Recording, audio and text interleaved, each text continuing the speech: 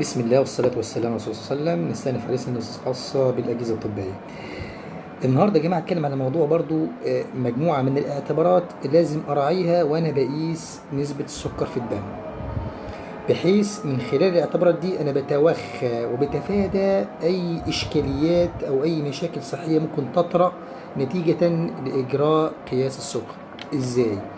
يا جماعة وأنا بقيس السكر طبعا أنا عندي في الجهاز عندي شرايط، وعندي جهاز، وعندي جهاز الشكاكة، وعندي الشكاكة.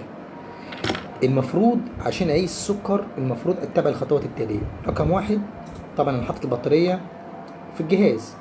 رقم 2 بجيب الشريحة بحطها في الجهاز. رقم 3 احط الشكاكة في قلم الشكاكات.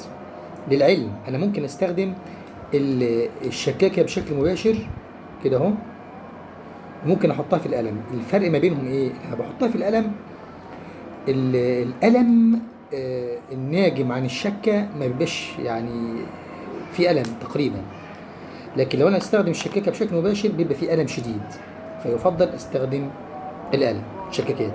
طيب نيجي لنقطه في غايه الاهميه يا جماعه. لو الشخص اللي بيستخدم جهاز السكر هو نفس الشخص، انا ممكن استخدم الشكاكه دي اكتر من مرة 2 3 4 يوم 2 3 مفيش مشكلة. لكن لو انا جيت الجهاز ده هيس لشخص تاني لازم اتأكد ان شلت دي وجبت واحدة جديدة، عشان دي لو استخدمتها اكتر من شخص ممكن تعمل اصابات بامراض الدم المختلفة، فلازم اتوخى النقطة دي جدا. زي برضو نفس الفكرة في قلم الانسولين، وانا بحط ابرة الانسولين لازم اتأكد لو نفس الشخص ممكن يستخدم نفس السن اكتر من مره، لكن شخص مختلف لازم اشيل ابره واحط ابره جديده.